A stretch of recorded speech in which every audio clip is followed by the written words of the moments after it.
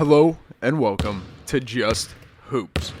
The Denver Nuggets and Minnesota Timberwolves series has been really fun to watch so far, and Denver's dominance has been a really big part of the playoffs so far and will be moving forward. In this video, we're going to dive into their offense more specifically, but they've been great at both ends of the floor, getting a 2-0 lead over the Minnesota Timberwolves. So here are some stats. So far in the series, they've had a 124.4 offensive rating. They've been shooting 57.4 effective field goal percentage, and they're passing the ball really well, having a 57.5 assist percentage.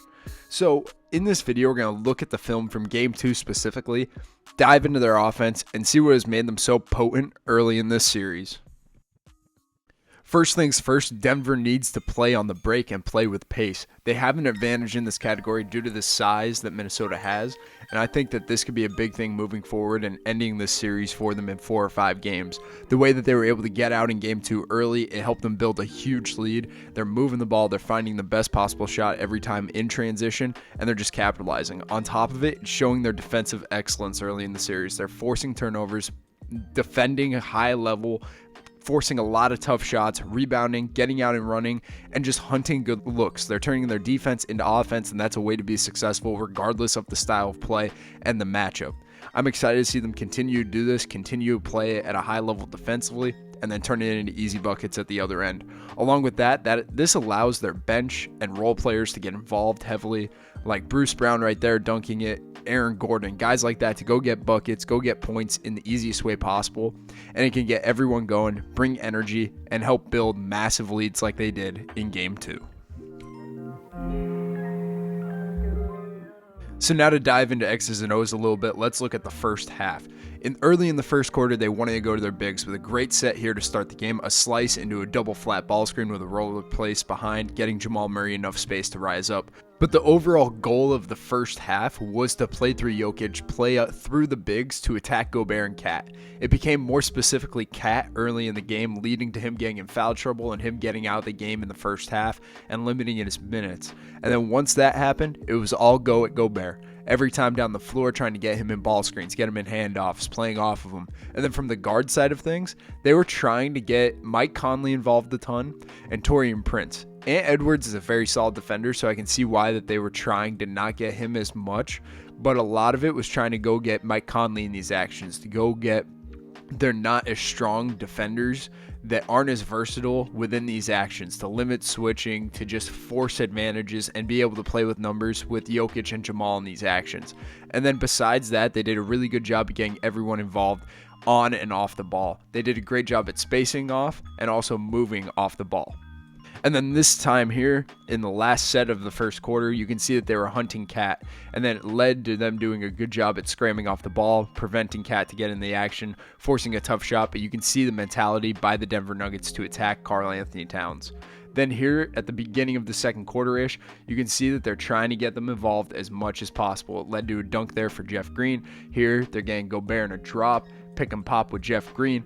Just the versatility that the bench has had early in this series. They're getting out and running. They're playing very well in the half court, playing with great pace. They're moving the ball. And then Jokic himself is a mismatch for Gobert, where he's able to move, make passes, and be the most on and off ball threat that he can possibly be.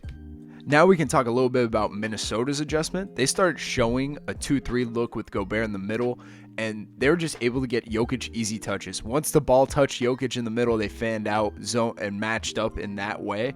But this zone look that they were having was not necessarily working. They were getting a lot of easy looks in the half court. They were moving the ball, and it didn't last too long because Denver got a huge lead fast. And then in terms of how the quarter ended and the first half ended, Denver was on a fury. They were moving the ball. They were playing through the middle of the floor, playing through Jokic, attacking Gobert. They were getting downhill, getting paint, playing off of each other. They did a really good job at flowing into their two-man stuff, like here with Jamal.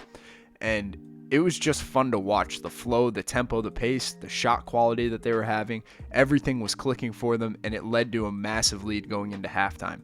And here's the final set of the first half where they're attacking Gobert. They get a pretty decent look, doesn't land, but you can see the mentality as the same in the end of the first quarter. So now diving into the third quarter, this is when Minnesota threw their punch at the Denver Nuggets and made it a game. It all starts and ends, though, with Jokic and trying to get him post touches this quarter. They were really trying to force it in the paint, get looks down there, whether it was post-ups by him or other people on the team. Just getting him these touches and playing out of this area of the floor was definitely the goal going into the quarter.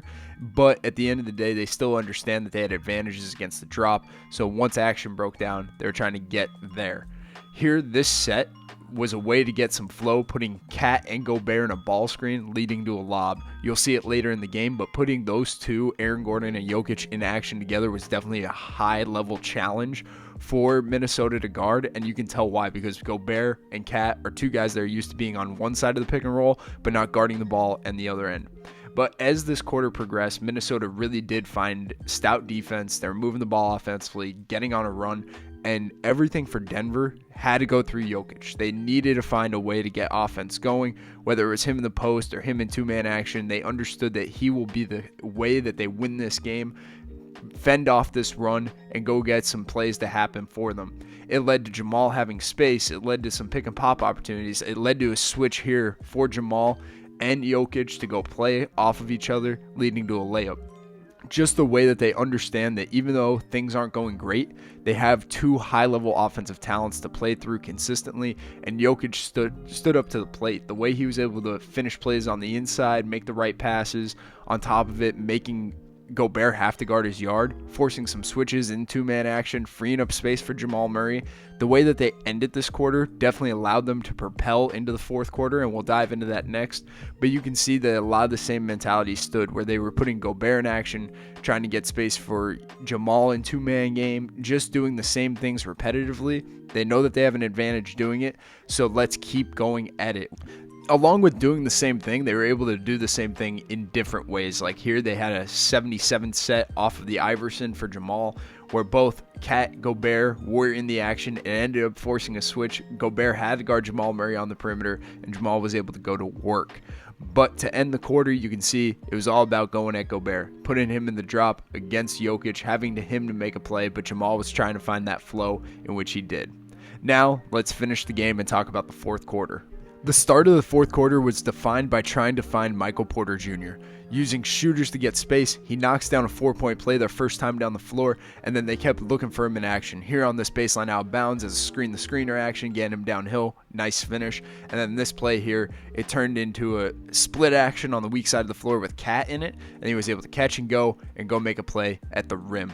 I just think the way he was attacking early and getting those touches definitely led to gravity later. And once Jokic and Murray came in the game, it was all back to the same old. Getting them together in two-man, trying to force some switches, attack Gobert, attack Cat, just doing what they did all game long that led to success.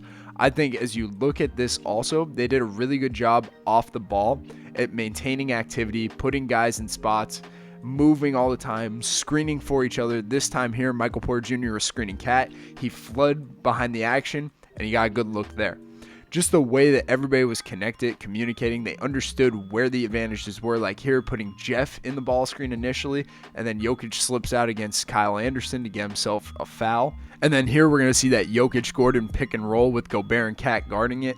Get him in the zip, Gordon floods up, and then they get that lob. Just an advantage hunting fourth quarter for them. It was able to help them build a lead. Jamal Murray was going. Michael Porter Jr. had a rhythm from early in the quarter, and they were just able to flow. Along with that, once it got down to late game, they were hunting mismatches. Here, yes, they got Ant in the action instead of Nickeil Alexander-Walker, but he got caught on that ball screen.